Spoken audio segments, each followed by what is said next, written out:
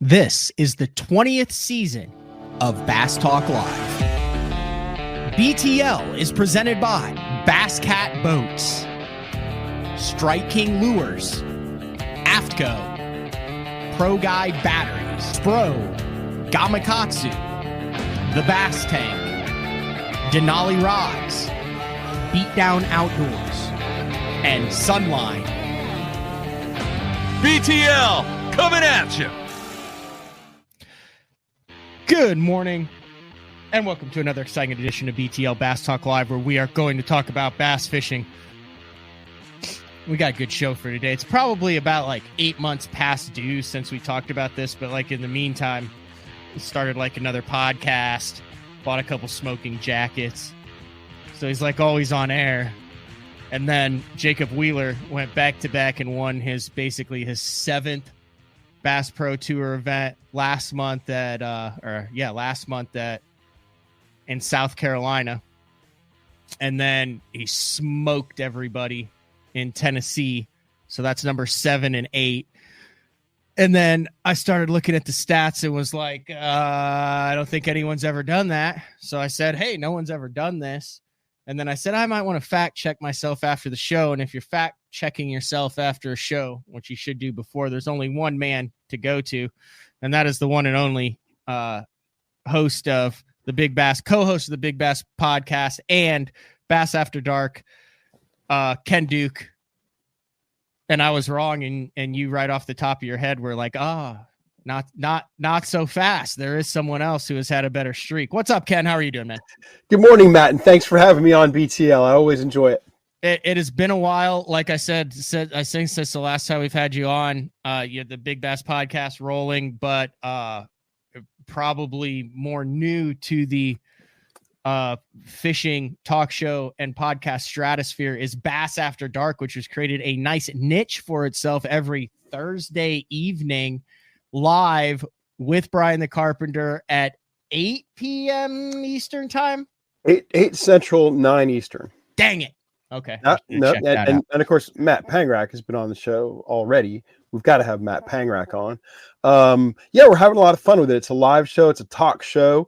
What kind of makes our talk show different, I think, is that instead of having one guest with a lot of questions and trying to dig deep on that one guest, we got 3 guests and 1 question. I like it because sometimes it flows seamlessly and is amazing, and other times there's a complete and total dumpster fire. And then you take questions where you're not sure which way it's going to go. Like I'm assuming that you and Brian have deep discussions late into the night on what topic should or should not be covered on Bass After Dark. But like I said, you never know what you're going to get. You could get a screaming Mark Jeffries. You could get a mano-a-mano between Ben Milliken and Randy Blockett. You could get, there's all sorts of different directions it could go. You're absolutely right. You are correct, sir. We have that one question. And when we reach out to find our guests, we don't let the guests know who the other guests are going to be. Right. It's not that we're trying to ambush people. It's that we want an open and spirited conversation. We want all the guests to be prepared to state their position and be ready to defend it if necessary. And that's kind of, we're trying to carve that out as a niche. And we don't publicize who our guests will be because we're really trying to get the audience to trust us that the people we're bringing on the show are the experts, are the people they need to hear from, even if they've never heard of those guests. I do need a Bass After Dark hat. We were talking about this right before we went live. You had I also need a Big Bass podcast hat as well. Right now, there is no Big Bass podcast cap, but I will absolutely get you a Bass After Dark cap, and okay. That'll be heading your way real soon. Okay. Like I said, I always show it off. I mean, I've showed it off a bunch. The Rick Klon. Yeah, the RC cap. That's fantastic. I got the Matt Becker. Absolutely. And then tomorrow's guest, fresh back from the Masters, the Ocean Pony cap with Daryl Gleason. So I was like, dude, there's so many guys that have their own caps. Like, I need to start collecting those things. Yeah, the whole merch thing is crazy. And over at Bass After Dark, we're not really ready for that. We've got a grand total of 25 caps right now. And, Matt Pangrak's going to get one of them. But yeah, I love that guys have their own caps. I mean, I've got a Matt Robertson Autumn cap somewhere around here. And of course, I've got my BTL cap, which I usually wear on BTL. I'm making an exception this time. Hope you don't mind. Oh yeah, no, you gotta promote that. Are your monologues on Bass After Dark? Did you intentionally make the letters for that BAD like bad? Bass After Dark? Yeah, it was kind of a weird coincidence because I had the idea to do this show Bass After Dark before, The big Mark bass. Jeffries started doing Mark After Dark, occasionally popping up and doing things. And so I thought, dang. That didn't last that was not very regular. That's kind of sporadic. But so I called Mark up and I said, hey man, I got this thing I want to do and I want to call it Bass After Dark. You got any problem with that? And he said, no, go out there. And so, it's been something I wanted to do long before we ever started it. We actually kicked it off in November.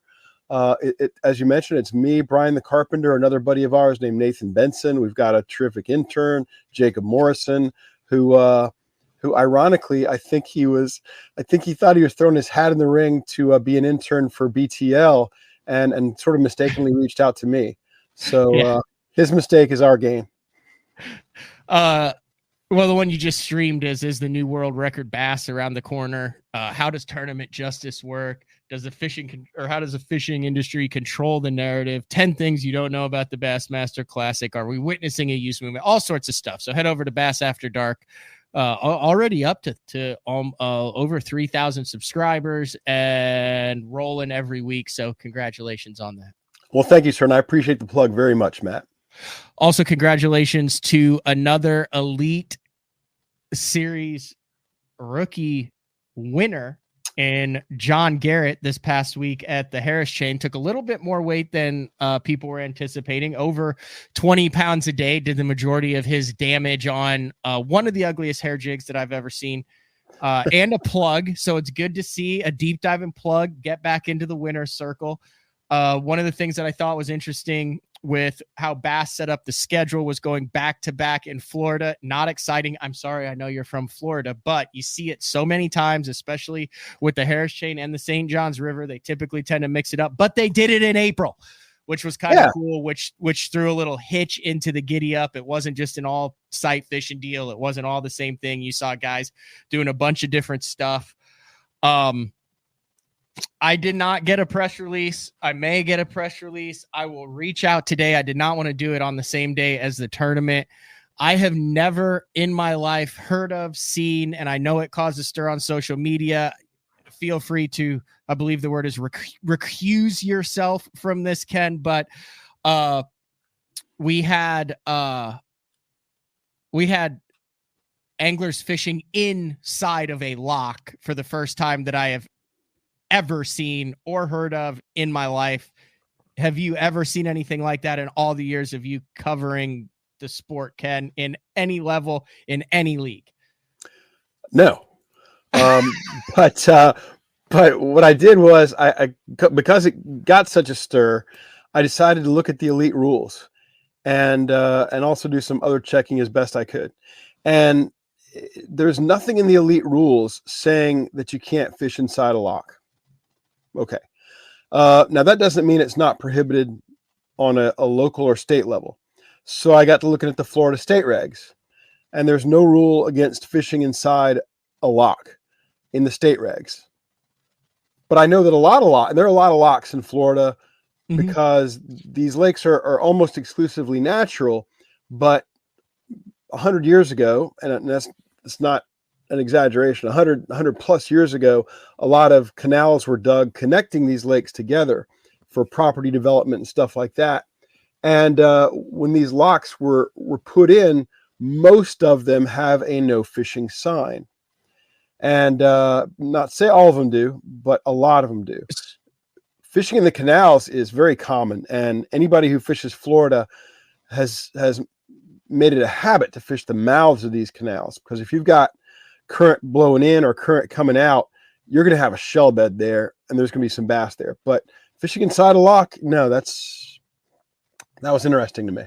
So I reached out, or actually local who lives on the chain reached out and said that there at one point had been a no fishing sign on that lock, according to him, that appeared to no longer be there when he was watching the coverage. So based on what your research has said, and Bass, I give credit for, has always been a proponent of it is, if it is public navigable waterway, they are not going to restrict where you fish. I can think of a marina outside of the Chickahominy on the James. It has a big no fishing sign.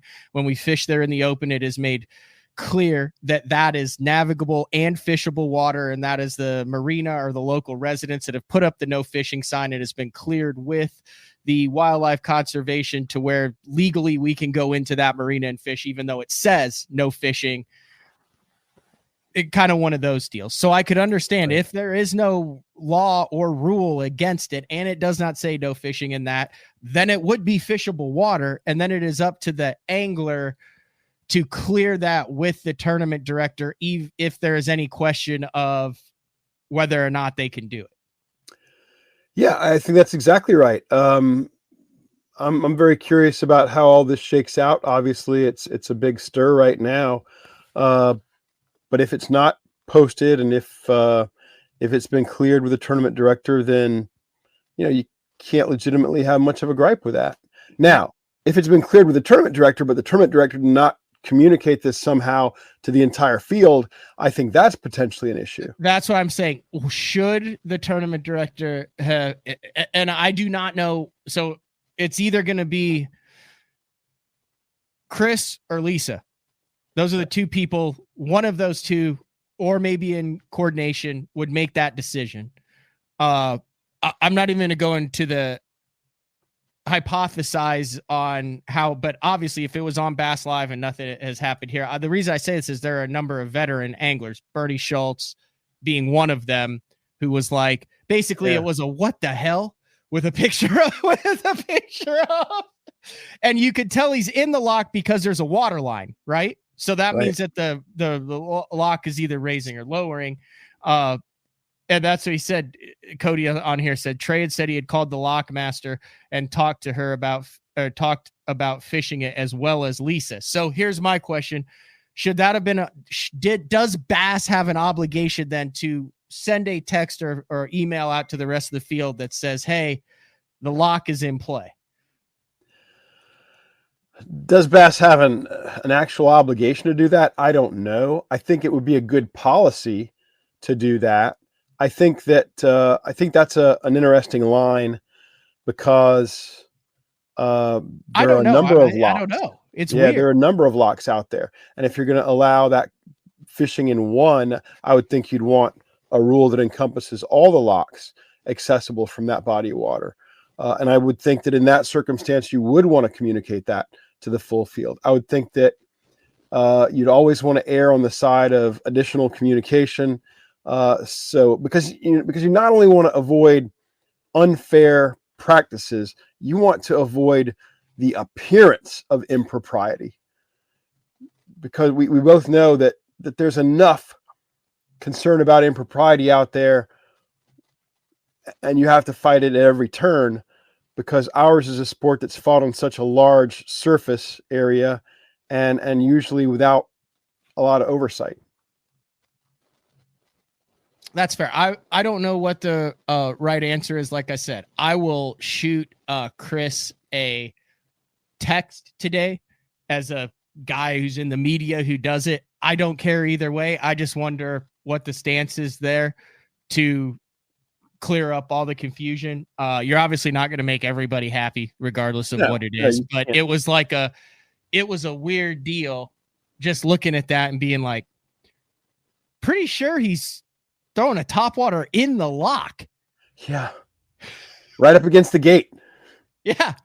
Which, I mean, makes sense. I've always heard it in Florida. It goes way back to, I spent a day on Okeechobee, just kind of documenting a practice day for Terry Scroggins. And he did a lot of throwing around the outside of the locks.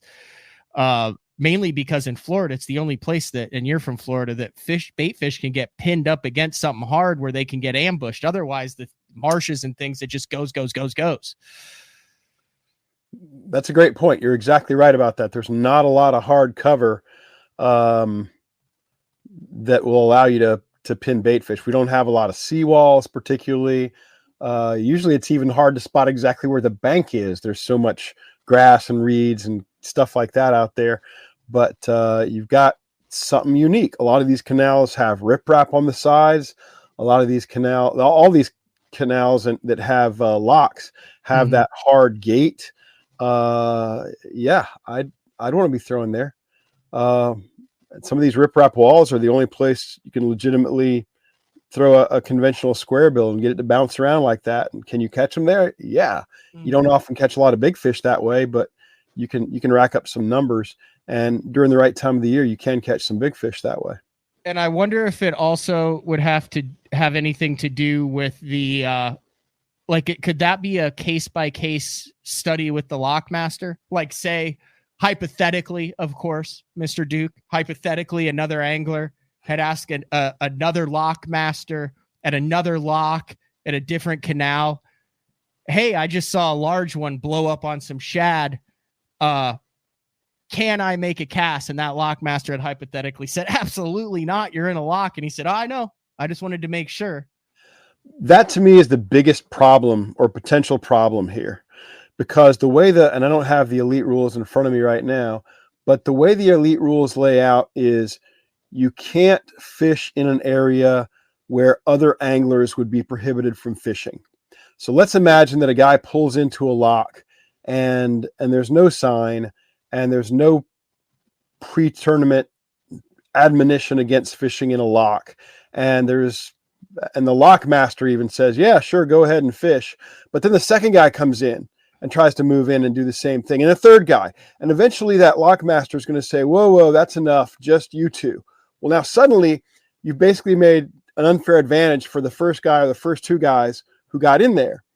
And now you have a serious problem. And that's what I worry about here. But also the point you make, where one lock is fair game, another lock is not fair game, despite the fact that there's no signage on either of them.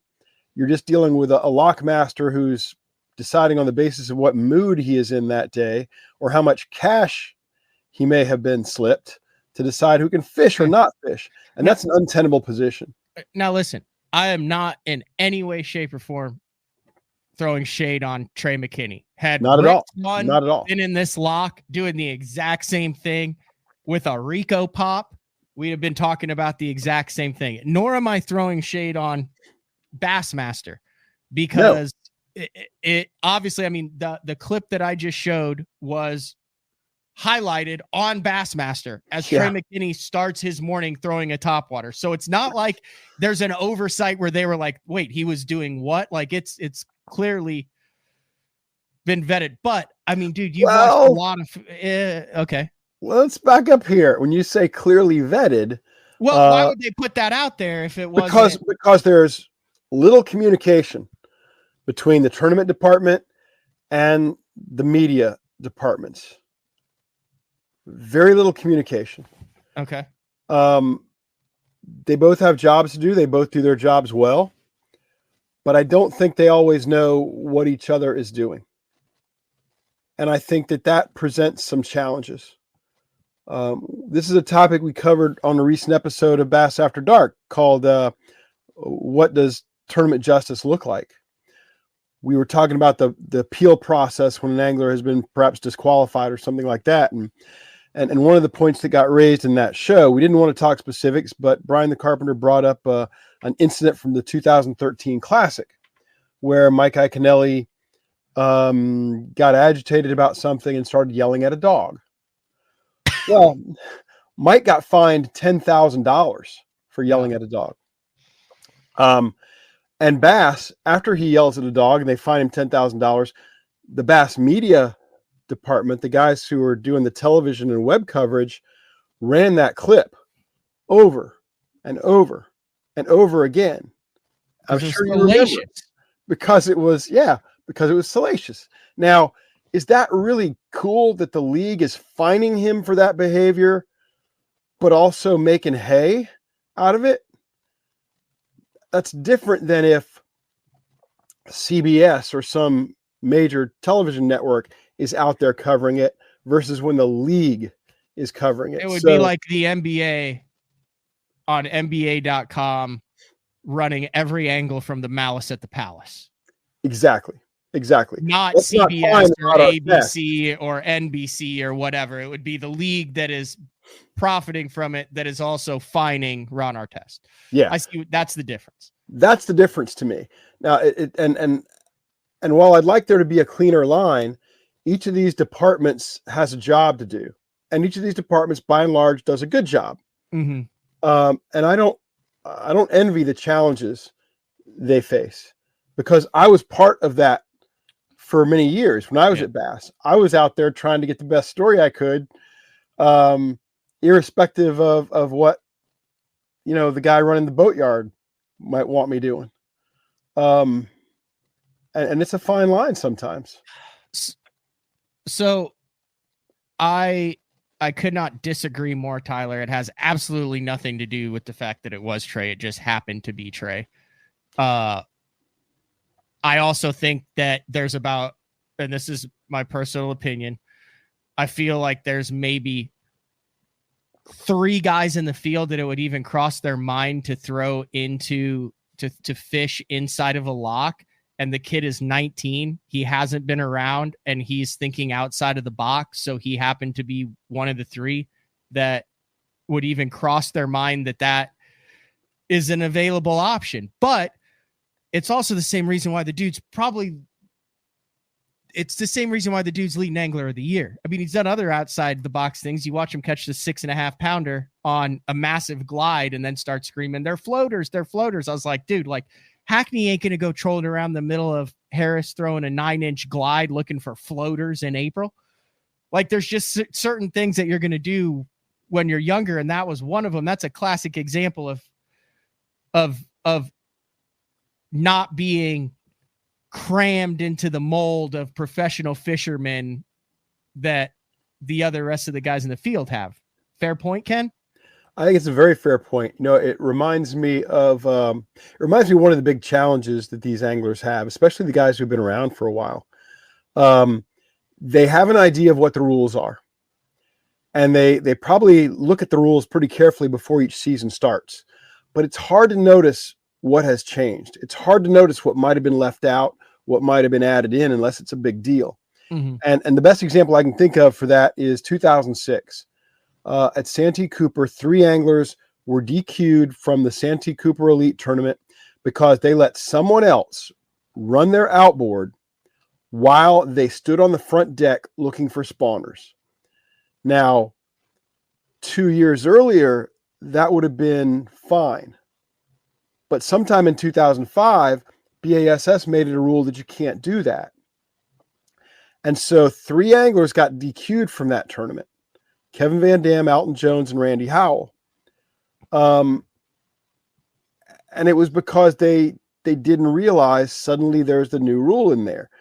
The longer you've been in the league, the more you tend to rely on your own memory and what you thought was the rule and stuff like that, rather than maybe getting out there and really doing a hardcore analysis. If it was ever against the rules to fish in a lock, I'd love to be able to go back and look through all the iterations of the rules through the years and see if that was ever in print. That's fair. I do want to pull up this screenshot real quick because there are just a couple things that I'm impressed with. One, I'll circle this. You rarely see a red-headed topwater, something that I feel like in the 70s, 80s, and even 90s was a staple of topwater baits. They go back way before that. I mean, that was a staple in the 30s, the 40s, the 50s. I think they started falling out of favor beginning probably in the 70s. But the old redhead bait was the go-to for decades. And yet for somebody under the age of, say, 80 to have one is pretty unusual. Also, 8 bait casting reels visible on Trey McKinney's front deck and not a single spinning rod. The other thing that is old school that I appreciated was the can of combo bang, located right here. For a 19-year-old to break out the can of bang is a baller move. Now I know that's big in Illinois where Trey is from. Like everybody has like every time I smell it, it's like super nostalgic for me. But I was highly impressed with the bang. And then the other thing is you can tell that he's in the lock. Correct me if I'm wrong here, because that's the water line that the lock goes up to and then drops down to and then drops up to. And then also you could see the water pouring into the sides when he made his original cast. Yeah. Yeah, that's the water line right there. Trey McKinney. So do you think it's right for the guys to be pissed off about this, Ken, or is this a take your medicine, move on, or what? Is there a conclusion to this? Or are we just spinning our wheels here? I'd like to learn more from the water authority there, and see what their regulations might be about fishing in the lock. I'm going to contact the Lake County Water Authority and see if they have any rules about it, or if it depends on signage, But I'll say this: I didn't find it in the elite rules. Yep. If there's no sign, then I think everybody needs to take their medicine and move on. If there's a policy on the body of water about it, but there is no sign, and the lockmaster had no issue, then I think you got to take your medicine. If Trey McKinney cleared this with a tournament director or manager and they had a one-on-one conversation, I'd be curious as to why that wasn't communicated to the entire field. So I guess I got more questions than answers right now. It's a good talking point. It's something unique. And anytime we have, Rick Clun just competing his 500th, or was it 499th or 500th career Thursday? This is 500th coming up with Bass on the St. John's. That's huge. And there's a lot of tournaments. And anytime you see something unique, it's going to stand out. It's going to create a discussion point. And listen, this is the top level of tournament bass fishing, folks. There's a point where you're discussing stuff, you're talking about it. This is entertainment. This is theater. This is the top level. There is 100 of them. This is what we're supposed to talk about. This is why they have the live. There's a difference between it's entertaining. It's discussion generating. Like, this is what you guys want.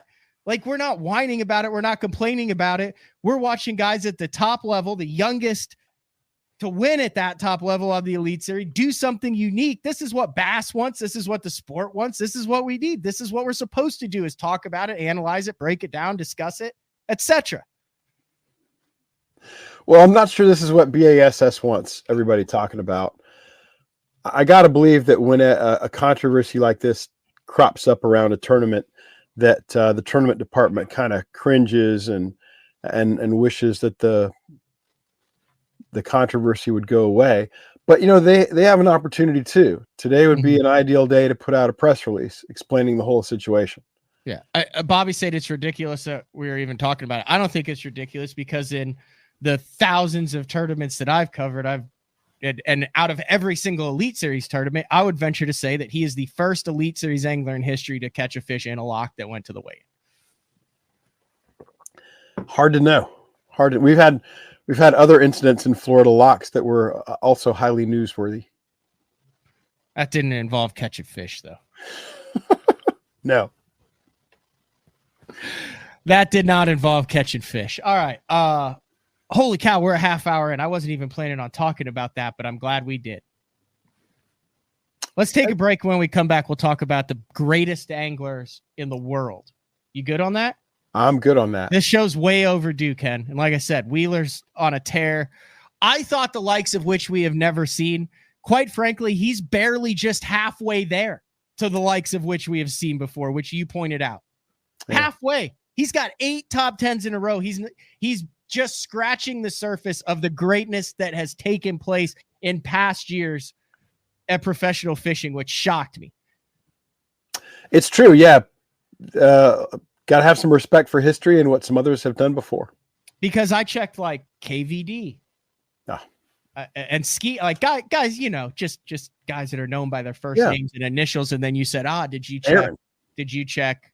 And I said, no, but then I started thinking, I said I should. And I went back. Oh my gosh. We're going to get into that when we come back. It's BTL on a Tuesday, April 16th. We'll be back right after this. The new Puma STS has been redesigned from the ground up. With the Angler design, function, and performance in mind, nothing on this new offering was compromised, and the only thing carried over from the previous version is the name.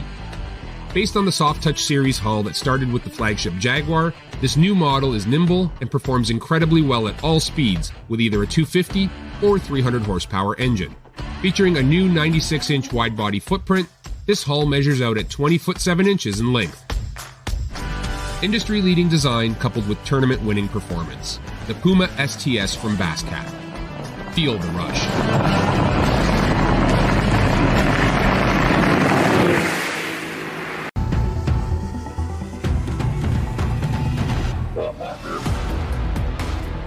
Gamakatsu, the innovation leader in fish hooks, is launching Nano Alpha technology in 2024.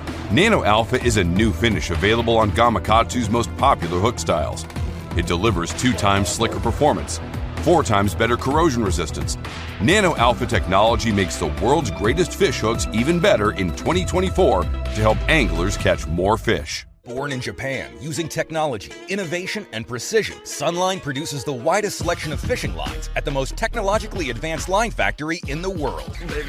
Manufactured at the strictest tolerances to produce victories at the highest levels of tournament bass fishing. From household names like Christie, Swindle, and Cruz, to young guns like Cook, Logan, New, and Welcher, they all trust Sunline to take them to the top of the leaderboard. Choose the line that will give you the strength to guarantee your confidence. Sunline.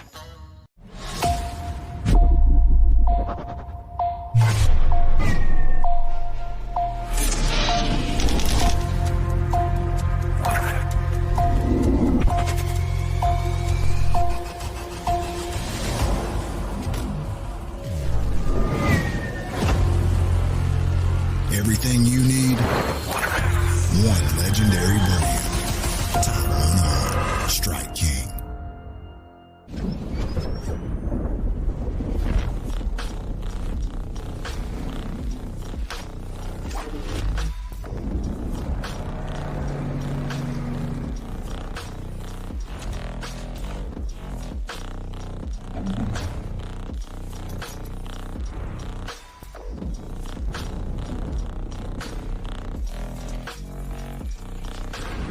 AFTCO.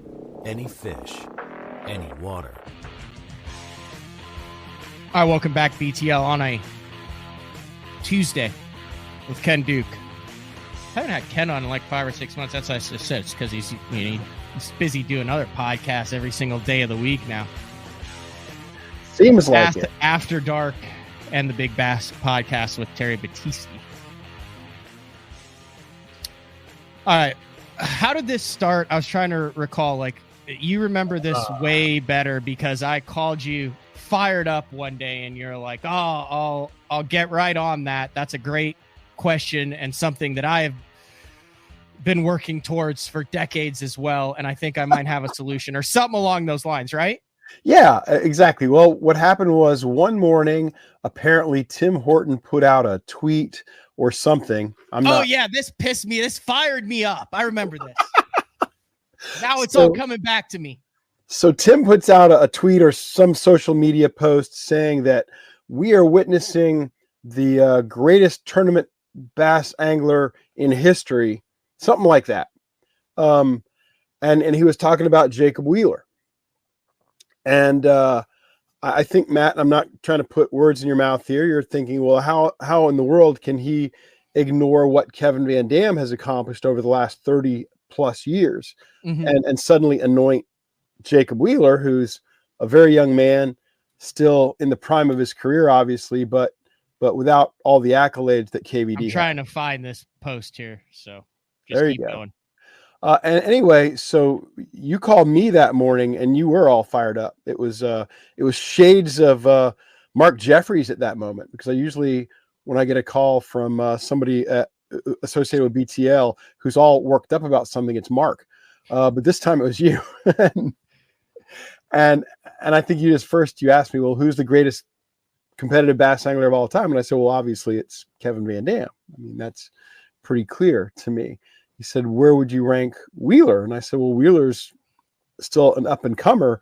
I said, I don't think I rank Wheeler in the top 5 or 10 yet. But so that started the discussion. And then I explained, I'm working toward coming up with some sort of way to assess these guys quantitatively and qualitatively as best I can. And I said, I want to do it as objectively as I reasonably can.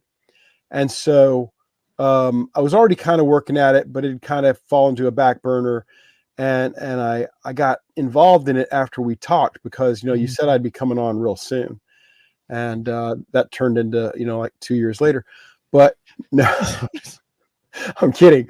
But so I've created this massive spreadsheet where I'm factoring in things like how many times did a guy make a classic or a red crest or a Forest Wood Cup? How many times did he finish, top 10? How many wins does he have in those championships? How many wins does he have in regular season tournaments? How do I weight those wins? How do I weight Angler of the Year titles and things like that? And so that got me all fired up to try to evaluate. I found it. Timmy just posted top 15 of all time. Who you got? Here's mine. Number 1, Jacob Wheeler. And here's his reasoning. Wins practically every round he fishes in MLF and still not 35. Won the first 2 elite events he ever fished. No one has ever done it at a higher level. Just factual statements right there from Tim. And then number 2, KVD. Most influential angler in history of the sport. Resume is unequaled at this point. That's what fired me up on it. And then his rest of his was ridiculous as well. All anglers that deserve to be in there, just the order of which. So then he's got Mark Davis, Aaron Martins, Rick Clunn, Edwin, Roland Martin, Skeet Reese, Denny Brower, Jordan Lee, rounding out the top 10. And then his next 5 were Nixon, Hackney, Dance, Davey Height, and then Ott Defoe. So anyway, that's what started this whole thing off. So thank you, Timmy. Yeah, that's great stuff. And we all have an opinion on such things, and opinions are kind of a person by person challenge. We can't get everybody in a room and fight it out over an opinion, which is beautiful. And frightening and daunting and an exercise in futility and stupidity sometimes. But what we can do, or what I thought I wanted to try to do, was to quantitatively do this. And I started by saying, well, if we're talking about the GOAT, what I worked on here was a system for evaluating the GOAT, the greatest of all time. My system is not designed to rank the 500 greatest competitive anglers in bass fishing history. It's not that nuanced. If you don't mind, Matt, I'll just explain who even gets on the list to be evaluated. To be on the list to be evaluated, you have to have won a classic, a Wood Cup, a Red Crest, or you have to have won a BASS, FLW, or Major League Fishing Angler of the Year title, or you have to have qualified for 10 or more of those championships. Because I think everybody would agree, you ain't the greatest of all time unless you've accomplished one of those things. Hands down, I think that's a given. Nobody is in a discussion for GOAT if you haven't done one of those things. So that still left me with 115 anglers to evaluate, because 115 different guys have done one of those things. Then I started to weight these accomplishments. And, I'm giving points for how many classics you've been to, how many Wood Cups you've been to, how many Red Crests you've been to. I'm giving points for how many tournament wins you have, how many AOI top 10s you have, how many US Open wins you have, how many All-American wins you have, and they're all weighted. And in some cases, for example, a BASS win in the Elite Series is worth more than an FLW win during that same time period, because I thought that was fair. But obviously, there's a lot of subjectivity in that. But that's also to a degree, the flexibility of my system, because it's very easy for me to change the valuations. If somebody disagrees with me, that winning AOY on the BASS side is worth more than winning AOY on the FLW side, all I have to do is change some values and I can turn it around. But the one inevitable thing, I believe, is that Kevin Van Dam is the greatest competitive bass angler in history, because he has accumulated more of these obvious career goals than anyone by far. Keep going. Well, I mean, I dig into some of the stuff. What I came up with was my score and my point system. I can tell you that Kevin Van Dam racked up 27,960 points, but that doesn't mean anything unless you know how each point system is broken down. I'm not going to go into that. That's way too tedious. But what I did was in ranking all these accomplishments, he had the highest score of anybody. And so I divided everybody's score by Kevin's score, so that, of course, he scores a perfect 100% because he's number one, and I score him at 100% right now. The second greatest angler of all time, under this effort to be objective in the system. And read what you're ranking him on one more time, just so we can be clear. Okay. So there is subjectivity in trying to achieve objectiveness. Yes. Here are the objective standards I'm looking at. Okay. How many classic appearances do you have? Okay. How many classic wins do you have? How many Wood Cup appearances? How many Wood Cup wins? How many Red Crest appearances? How many Red Crest wins? How many Bass AOI top 10s, FLW top 10s, BPT top 10s? How many AOI wins in each of those categories? How many BASS wins, not counting the classics? How many FLW wins, not counting the classics? How many MLF wins, not counting the Red Crest? How many US Open wins? How many All-American wins? And then that's the object. Significant achievement milestone. And that okay. So that's what you have. So 15 to 20 of these categories. Exactly. And the reason I didn't do top 10s and top Field 5s, stuff like that, is because, well, A, that would be remarkably tedious, and B, I'm not looking to rank the 500. I'm looking to rank the very peak guys. Yeah. I'm trying to come up with the very best system to rank, say, the top 25, 30 guys. And you said out of all the thousands of people that have cast a line professionally, you whittled it down. I'm still thinking that's a shockingly large number that qualifies for all this. You said what, 125 anglers? 115 anglers had accomplished one of those things we talked about, like been to at least 10 major championships, won a major AOY, won a major classic Red Crest Wood Cup. Yep. 115 guys have accomplished that. Now, I'll tell you who ranks 115th on this chart is Kevin Hawk, because Kevin Hawk really only made it to one Forest Wood Cup. He won it. He does not have a lot of other major career accomplishments, so he scores very low on this table. And you wouldn't think necessarily of Kevin Hawk as a guy you'd want to evaluate when you're looking only at the goats. Kevin Hawk's a wonderful, super talented angler, but he ranks last in this list of guys who accomplished those things. I don't think he fishes professionally. I know he was guiding for a while in Gunnersville. I don't know what Kevin's doing. I think he bounced. I think he's done. Well, that's a shame. He's a great personality, a high quality life and actually enjoying life at this point, spending quality time with those around him. It's amazing. Good for him. I'm a Kevin Hawk fan. But see, I tried to rank everybody who had those accomplishments. Now, so that's it. Now, where the subjectivity comes from is how do you weight those different accomplishments? Right. And for example, I said a Bassmaster Classic appearance is worth 100 points. A Bassmaster Classic win is worth 1,000 points. A Wood Cup appearance, and I said a Red Crest is the same. A Red Crest appearance, 100 points.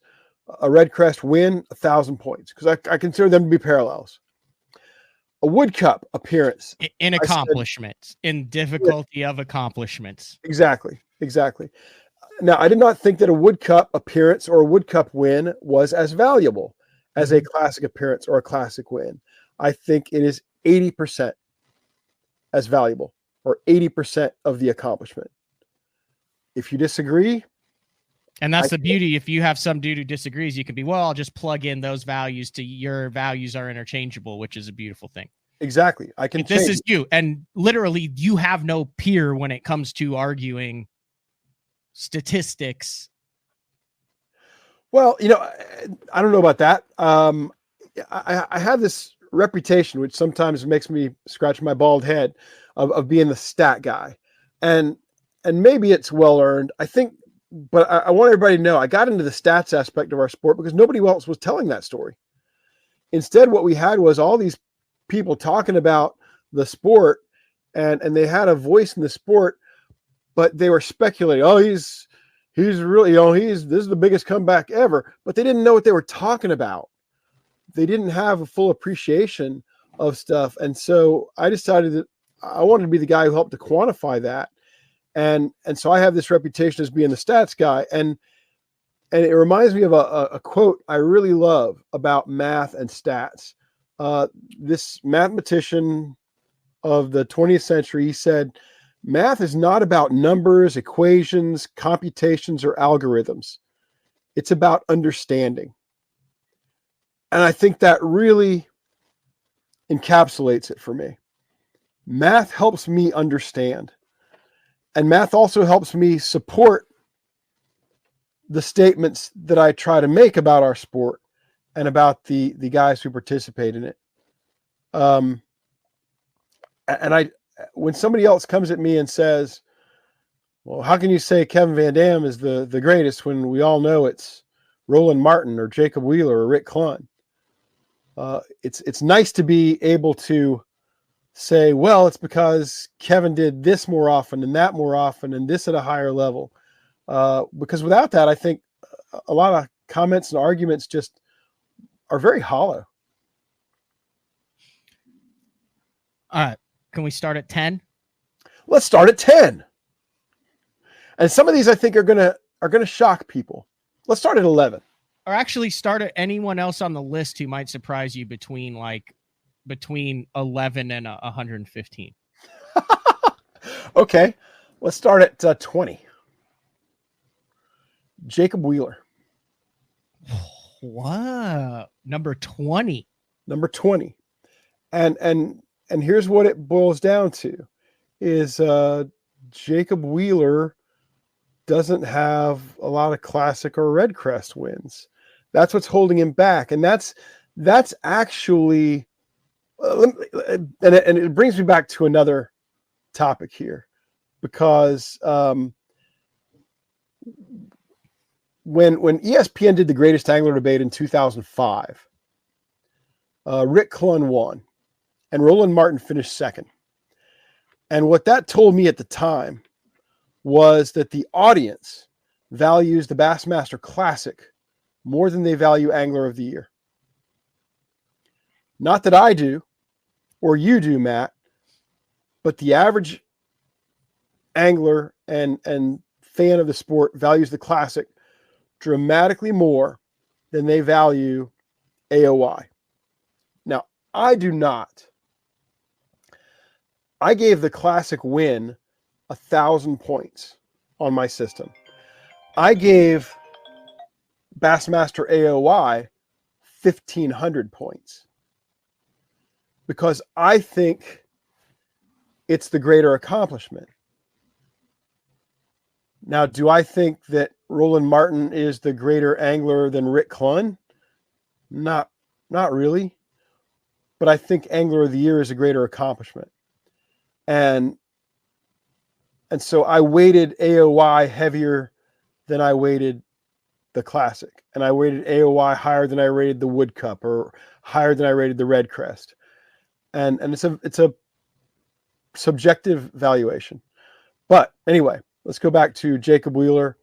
He ranks 20th currently. Well, and he gets points for his BFL All-American win. Yes, he does. His Forest Wood Cup win. Yes, he does. Does he have a Bassmaster Open win? I think he does. I don't think he does. His 2 Elite Series wins. He's got his elite wins, yeah. His BPT Angler of the Year wins, multiple. Yes, he does. His BPT regular season wins. His BPT top 10s. His BPT and top AOY. 10s, his FLW top 10s, all that is okay. But he comes in, and here's the number that I think is maybe more meaningful in terms of comparison for folks who are watching or listening. Jacob Wheeler has accomplished 26% of what Kevin Van Dam has accomplished. Now, Wheeler has a long road ahead of him. Let's assume conservatively that he's got another 25 years to catch Van Dam. He can certainly do it. But right now, I would maintain that Jacob Wheeler is 26% of the way to Kevin Van Dam. Does that include his 2 wins this year? Yes.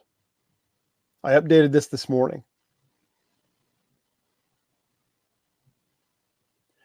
And you know, that may be shocking to some people. He's a quarter of the way there. He's basically a quarter of the way there. But he's going to get a lot closer, obviously.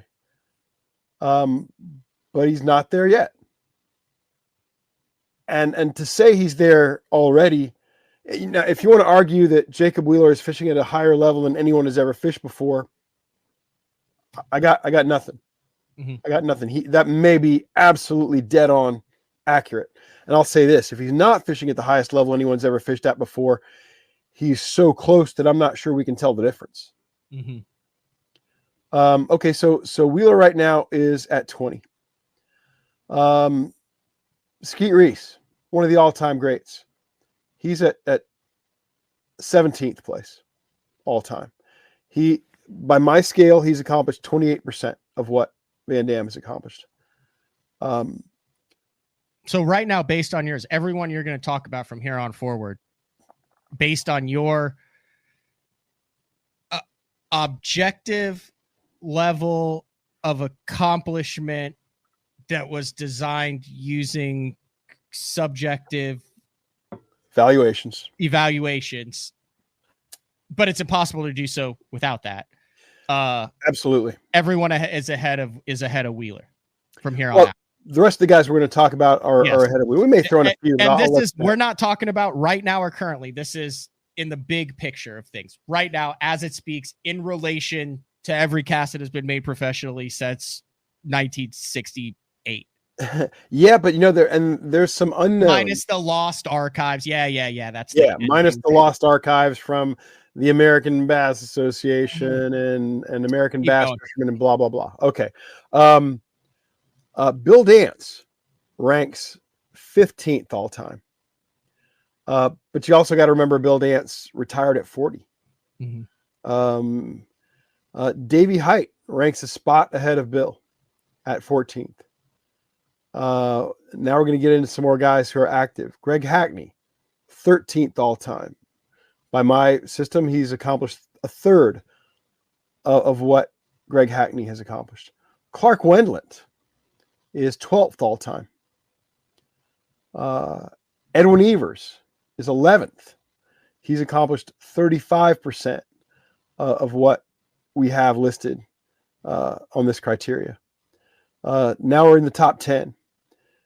And what really surprised me about the top 10 under this system was it really matched up pretty well with that greatest angler debate top 10 from almost 20 years ago. Wow. Some guys were left out. Guys like Hank Parker, who accomplished so much in a very short career. You got to remember, Hank quit before he was 40. And he still ranks, and Hank Parker still ranks 21st, despite the fact that he quit before he was 40 and was coming off a classic win. 10th, Jay Ellis. 9th, David Dudley. That's interesting. So many accomplishments in FLW. It drives me crazy when people want to say Andy Morgan is the GOAT of FLW. I don't know how drunk you have to be to believe that, because it is so clearly Dudley. It's not Scott Dudley, Martin. It's not Scott Martin. How is it not Scott Andy Martin? Morgan. He has more wins, and he's got Angler of the Years. And Dudley's got 4 Angler of the Years. Scott has 1. Dudley's also got a Wood Cup. Martin's got a Wood Cup. Dudley's got a lot of wins as well. okay, Remember, waited. AOI, Yeah. 4 Angler of the Years. Yeah, he went on a AOI streak is huge. there. Yeah. AOI is And that's huge how on the Clark Wenlett got up there too. I mean, he had Exactly. what, 3 Angler of the Years on FLW? You are not going to break into the top 10 without an AOI, to your credit. It's Okay. what held Edwin Evers' numbers down. If Edwin has an AOI to his credit, he immediately jumps up to number 6 from 11. But And he's Edwin come has close. Classics and Red Crest. Classics and Red Crests. Yeah, that's where Edwin is racking up his points. If Edwin has 1 AOI, and he does have an AOI with MLF the first year, but if he had 1 BASS AOI, he would have bumped up to 6th place all time. How did you deal with like the World Championships and the cups and all that? Like, is that even included in that, or are those considered specialty events that don't factor into the core? They were specialty events, but I treated them basically the same as a regular season BPT. Okay, I was just curious. We don't need to argue the semantics of that. I just was curious if those made the list. Although those were small field tournaments by and large, on the Bass side and the FLW MLF side. You had to qualify for You had to them. qualify. I'm good with that. That's what. So did Yeah. you treat like the Bass postseason wins from like 9, 10, 11, 12 when they did the 12 angler field the same, just because, hey, you had to be in the top 12 to even get in the dang tournament. So only 10% of the field even had a chance to win it. So even though you only beat 11 other guys, you really accomplished something. I treated them the same as a full field regular season win. Okay. I like it. Perfect. So we just did Dudley at what, 9? Dudley's at 9. At 8, underrated guy, a guy who is not given as much credit for his career as he should be, in my opinion. He ranked 10th in the greatest angler debate back in 2005. Mark Davis. 3 BASS AOIs, a classic win. I got him as 8th all time. 7th all time, Gary Klein. Couple AOIs, lots of regular season wins. Really? 30 classic appearances. No. So a guy who's number 7 never won a classic. Never won a classic. Wow. Do you know how consistent and how much you have to qualify for to be in the top 7 of this list without ever having won a major championship? You have to be remarkably consistent, and that's exactly what he's done. We're talking about a guy who could have, if he doesn't take a couple of years off from Bass and go to fish the California circuits back in the early 80s, this is a guy who very easily could have qualified for 32, 33 classics in a row. He qualified for 17 in a row between 84 and 2000, 2001. And then he missed a year as Bubble Boy. He was the Bubble Boy when he missed a classic. And then he strung together 10 more in a row. Gary Klein, he ranked 9th in the greatest angler debate back in 2005. He's a legend. He's absolutely one of the greatest ever. Number 6, all time, Aaron Martins. And you might think, well, Aaron never won a major championship. Well, he's got the 3 AOYs. He's got a bunch of wins. He's got a ton of classic appearances. and he racks up the points that way. Mm-hmm. And yet, even at number 6 all time, he is at 41% of the Van Dam accomplishments. So here we're in the top 5 now.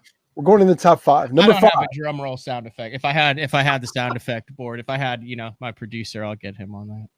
There you go. Number 5. Would you care to guess? You want to guess at the top 5 as we roll them down? Larry Nixon. No, but Larry Nixon is in the top 5.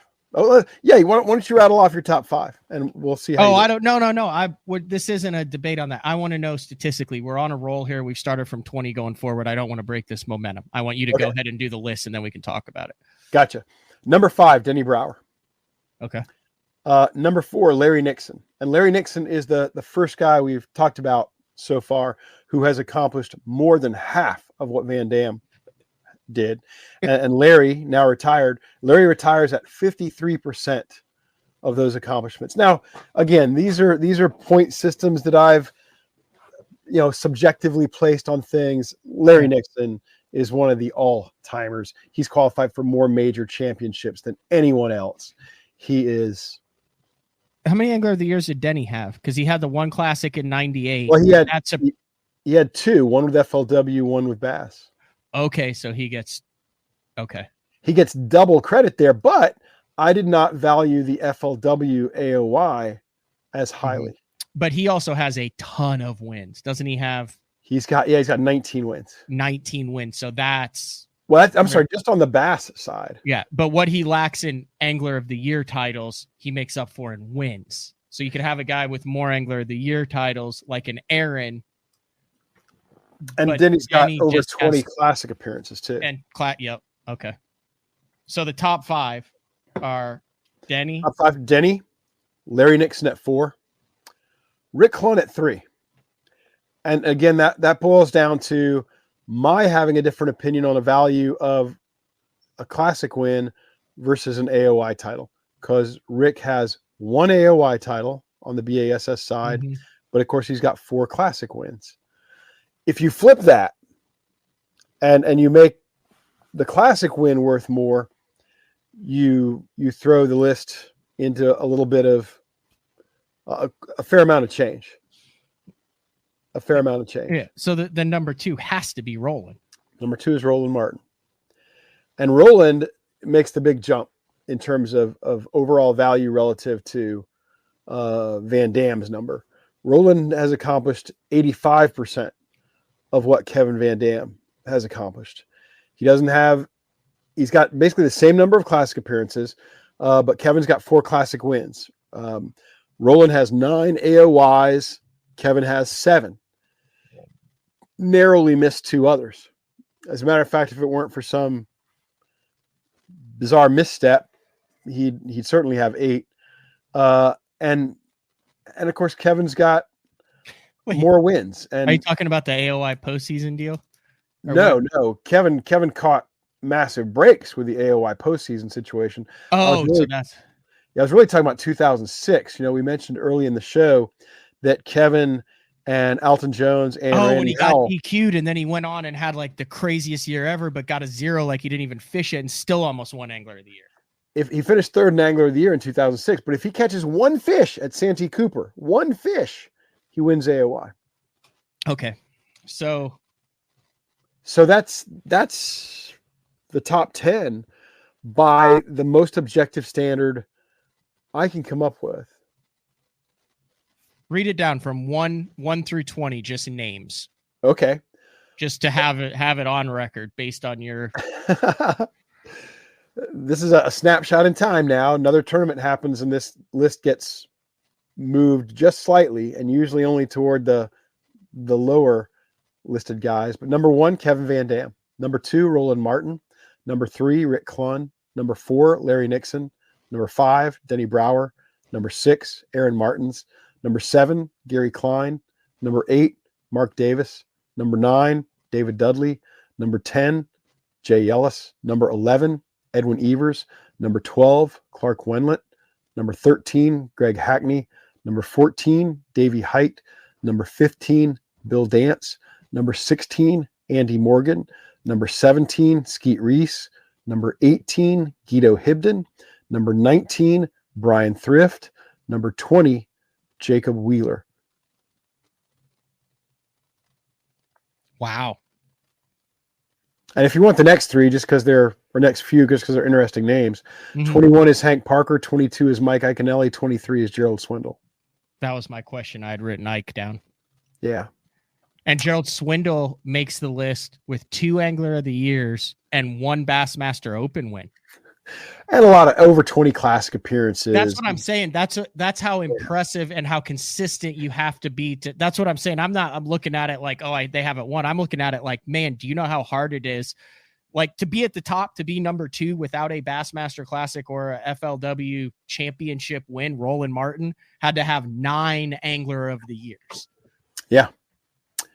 Yeah, that's absolutely what it took. And people can quibble with the list, and I'm sure they will. So where's like a Connell sit?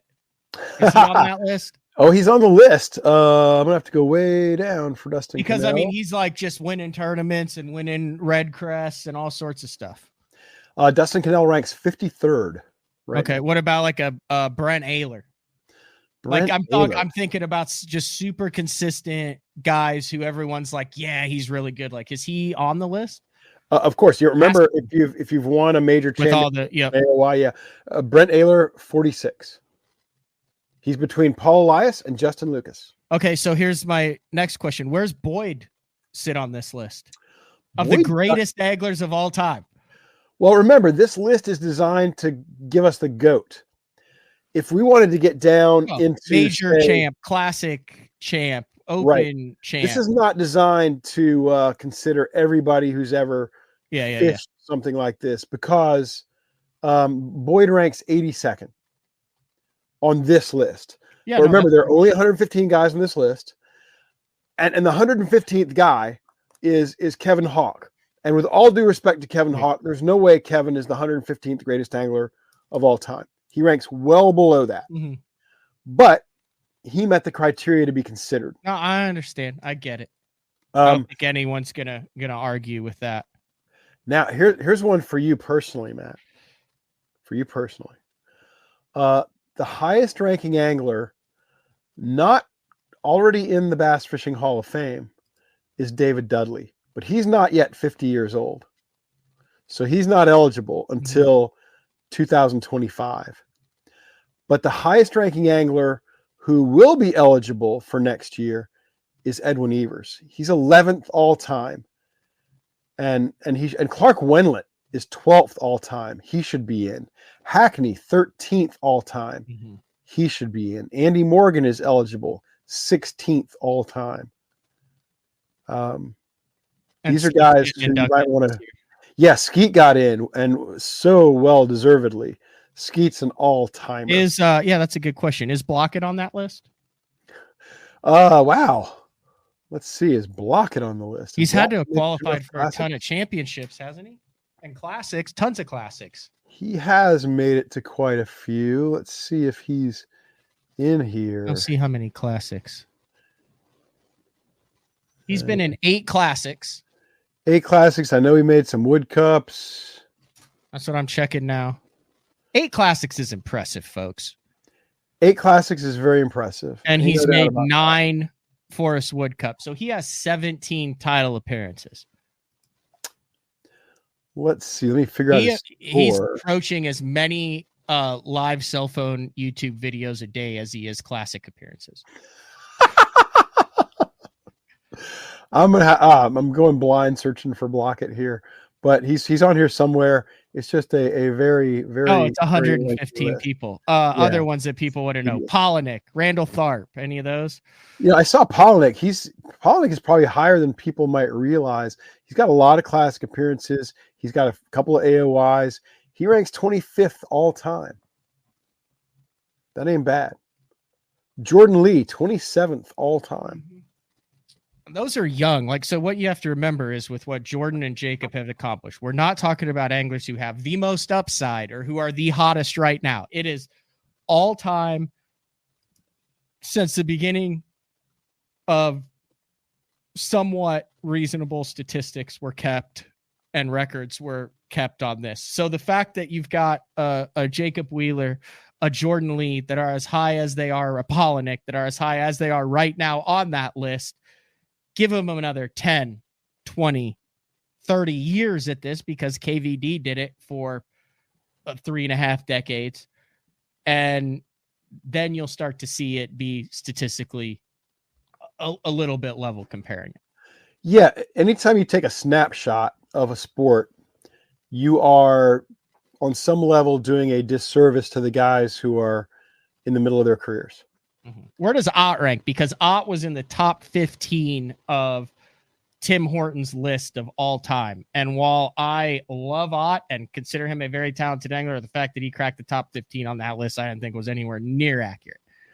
I love Ott Defoe. He ranks 30th right now. Oh, that's shockingly high. It's really good. You know, he's got the classic, obviously that's his biggest point gatherer at the moment. And he comes in at 25.5% of what Van Dam's score is. I think that's an interesting way to kind of evaluate these guys, is on the percentage of where they fall relative to Van Dam. It's fascinating stuff, Ken. It really is. Like, it's tedious but fun to put together, because now I'm not saying this system is the best for ranking the GOAT, but if you think you have a better system, you're gonna have to convince me. Does Bass After Dark have an actual like website where it lives? No, not right now. We don't. I would love for you to keep. You need somewhere where that list is, and then you can just. I would love to see. Here's what.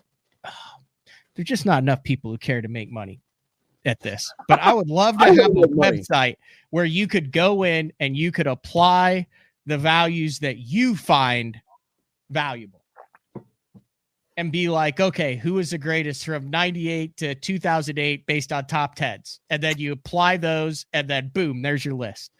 And then you can make your own list based on, I'm just saying, I know that that's a pipe dream, but that would be awesome to have one of those where you have all the anglers with our stats input. You can change the values based on whatever you want. You want to do just wins.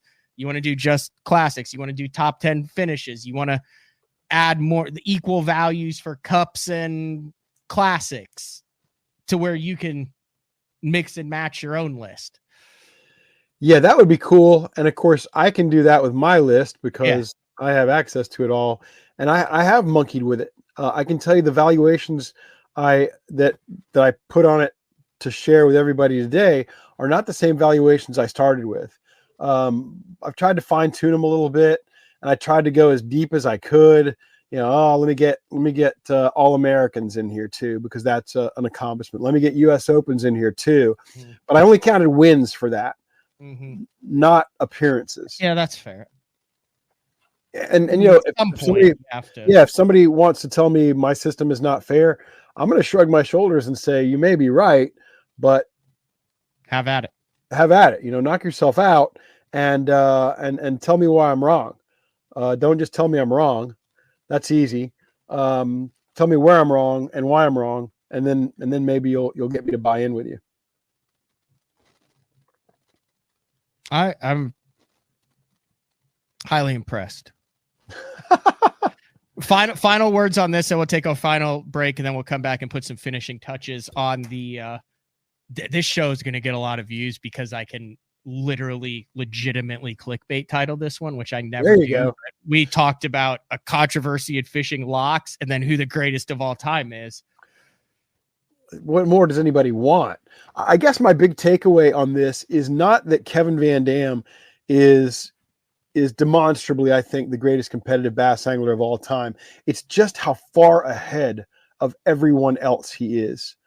By my system of scoring, only the top 4 anglers of all time have even accomplished half as much as he has. How about that? It's insane. And we also forget the fact that he's young. Like, Kevin's young when he retired. He retired. what is the average age of retirement, or that guys who quit on their own quit? Like, I know you do all that, but do you have that? Like, I mean, like, didn't Denny fish into his 60s? Yeah, Denny fished and won and did remarkably well into his 60s. Larry Nixon into his 70s. Rick Clunn into Deep his into 70s. his 70s, yeah. Roland Martin into his 60s. Unfortunately, 50s, 60s. yeah. Unfortunately, for most of these guys, and this is to balance out the Kevin factor there. Yeah, Kevin retired pretty early. I mean, Kevin is going to be 57 later this year. I mean, and quite frankly, he accomplished most of this before 53. Oh yeah, he absolutely did. He accomplished most of this before 45. And that's true of everybody. That's true of all these guys. Most of these guys accomplished their point gathering before age 45. So what makes a guy like Denny Brower or Roland Martin impressive is those guys racked up top 10 AOY finishes and tournament wins after the age of 55 and 60. But did Kevin lose much in terms of the scoring system by retiring at 56? No, he did not. Kevin was unlikely to add significantly to his points totals by continuing. Even if he won an event or two, it was unlikely that he was going to really rack them up. Until he does his TV show for a couple years and then gets bored and then decides he wants to use alleged exemptions to come back to bass, and then he wins the Angler of the Year because now he's had 4 years of experience on forward-facing sonar. He goes into the Classic because he's tied with Rick Clunn and he really wants number 5. He gets number 5. He holds it over his head and then he actually retires for good on stage. Yeah, until that happens. Anything else, Ken? That was fun. Bass After Dark this Thursday, 8 p.m. Central Time, 9 Eastern. Log in, check out BTC, Brian the Carpenter, Ken Duke, and a panel of 3 mystery guests. Also, check out the Big Bass Podcast, 2 separate channels, 2 different shows. You're a busy man who's created quite a unique little niche in this world of bass fishing talk shows in a day and age where it's hard to carve a niche. Well, I hope that's a compliment because I'm having a lot of fun doing it. Definitely a compliment. Working with Brian and Terry and Nathan is a really good time, and we're trying to be a little different, tell the stories that otherwise don't get told. And this week on Bass After Dark, our question is going to be: should there be tournaments during the spawn? We're going to talk to some top biologists about that. Fantastic. All right, I'm going to let you go. Thanks, Matt. Always have a blast here. Appreciate you. Same here. That was awesome. All right. That is the one and only Ken Duke. There we go. And big shout out to him. Like I said, that was like 6+ months of in the works there. And then I just wanted to wait till the right time came up, and then Wheeler went in back to back, and then say, actually what started it, which we didn't even get into, was I was talking about 8 consecutive top 10s in a row for Jacob Wheeler. And I called Ken to say, has anyone ever done more than 8 consecutive top 10s at the top? And he goes, check Roland Martin. Well, I checked Skeet and Kevin and Rick and Larry and all these guys, and I didn't check Roland. And I look at Roland, and at one point in time, I think it was late 60s, early 70s, Roland Martin went 13 consecutive top 10 finishes in a row. So Wheeler, do we call it Roland watch? Now, we'll have Ken back on if it even gets remotely close to this with top 10 finishes, but I included classics in that because Wheeler's 8 in a row, including a red crest with regular season events. He's fishing against 80. 79 in this past one, if you've been paying attention to the world of professional bass fishing, anglers, and the BPT. And Roland was fishing against a myriad of different field sizes in the past. If I think I got all that right. If Ken had hair, he'd probably be pulling it out, hearing me try to talk statistically about what was going on. But we're going to take our final break of the show. When we come back, talk about what we have going on the rest of the week. And there's another Elite Series tournament that kicks off in 2 days on the St. John's River. So a lot going on in the world of professional bass fishing. It's BTL on a Tuesday. We'll be back right after this. In 2023, we became a household name in the crappie fishing world thanks to Power Breaks, the game changer. Hey, bass fishing world, buckle up. Because you're next. It's going to be fun. Welcome to the next evolution of our product line, Power Brake Sidekick, designed to install right on your shallow water anchors. We are the first and only fishing brake company to offer a breakaway system. Just like with the Game Changer, the Power Brake Sidekick has it as well. And it's not a matter of if you're going to need it, it's when. Power Brakes, the most durable fishing brakes available on the market today. Made right here in the USA with our rock-solid 2-year warranty. Hey, not all fishing brakes are built equally, and you owe it to yourself to find out why ours are different. Power Brake Sidekick. Order yours today at mypowerbrakes.com. You'll be glad you did. Yes. Fishing isn't just a hobby, it's an obsession. Whether it's blazing hot or bitterly cold, bright sunshine, raining, or even snowing, someplace, somewhere, there's a fish that's ready to bite. And as the angler, you need baits that will catch the fish anywhere, anytime, no matter the conditions. From throwing topwaters to cranking the depths, know the baits to throw. Choose Spro. Having confidence in your tackle while on the water is one of the main things to success, in my opinion. In the last couple of years with Denali, I've had just that. From anything from spinning rods, casting rods, tungsten products, even now to casting and spinning reels, I have the confidence to go out there and get the job done and know that all my equipment is going to handle it and do it just the way I want it. The thing about Denali is you've got great quality products at a great price point, so make sure you check them out. Your early morning mentality is your every hour mentality. All gas, no brakes. Focus, purpose, power. Destined for the water, but confident everywhere else. A calming buzz before the storm, truth of nature itself. You can't catch lightning in a bottle. There's a limit out there, but it's not with your gear. Unrelenting power delivery. Unparalleled weight savings. Keeping you on the water, whether you run a 9.9 or outscoping your best 5. In this rare air, there's power in the silence.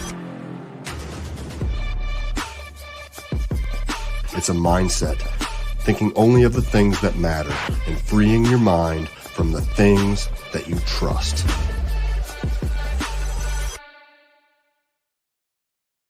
Get the best patterns backed by tournament data. Start by finding the best 10% of your lake. Know exactly what to look for and what to throw. After that, just put them in the boat. Try the Deep Dive app today. Look at that beast right there. All right, welcome back. Wrapping things up here on a Tuesday. As soon as I'm done with this, I'm going to jump on with Andrew and Todd for the Open Pros Pick'em for the St. Johns River. I'm supposed to do that in like 5 minutes, so for those who are wondering about that. Guys, the Angler of the Year through the first 3 tournaments is the likes of which we have never seen before on the Elite Series as we approach almost 40% way through. So just in the top 25, you have Logan Parks in 24th, Ben Milliken in 23rd, Wesley Gore in 20th, John Garrett in 14th, Kyle Patrick in 6th, JT Tompkins in 5th, Tyler Williams in 2nd, and Trey McKinney in 1st. So 8 out of the 9 rookies that came through the Opens last year are in the top 25 in the Angler of the Year standings, which is wild. So look at the first 8 that are out of the Classic right now. So let's just say they do 30. Let's just say they do 39 for the Classic this year. So there's 8 guys that are taking spots. We're going to do 40th through 47th. These are guys that would be in the Classic after the first 3. Had the guys that weren't even on the radar at this time last year not made the Bassmaster Elite Series. This is going to blow your mind. Brock Mosley, Taku Itu, Drew Cook, John Cox, Justin Atkins, Greg Hackney, Jason Christie, and Lee Livesey.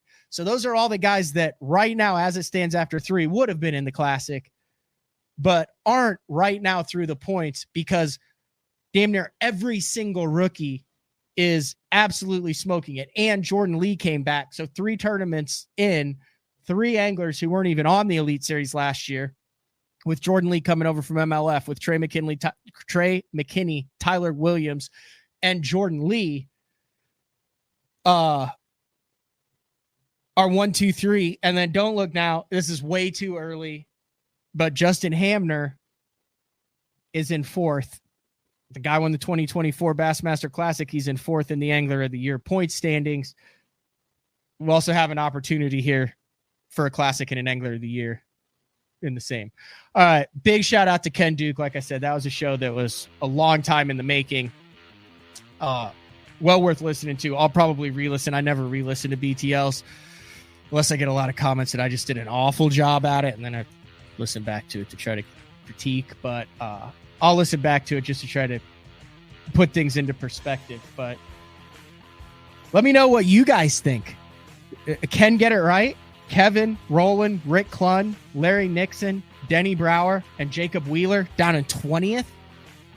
As of right now, that includes his past win. Did he get it right? Did he get it wrong? Is there a better way to measure this? Tomorrow, Daryl Gleason, I mentioned it before, the Ocean Ponies. Dude went and witnessed a practice round at Augusta for the Masters. I called him. I started asking, what are the similarities? How do these guys prepare? Is there anything? And I was like, well, hell, just come on the show and talk about it. So Daryl Gleason tomorrow talking about the similarities in practice between, the professional golf guys. I mean, he could have reached out and grabbed Tiger Woods on one of the practice days. That's how close I think he was to him. So he's going to talk about the combos on that. And then Thursday, we'll give away another color number 7 for day 4 with Frank Scalish. So that's all we got. Check out Open Pros Pick'em. Should be up here in a couple hours. I got 2 minutes to get over and record that. So thanks, Ken. Thanks to all the viewers, listeners, and feedback. We'll talk to everybody tomorrow. Later.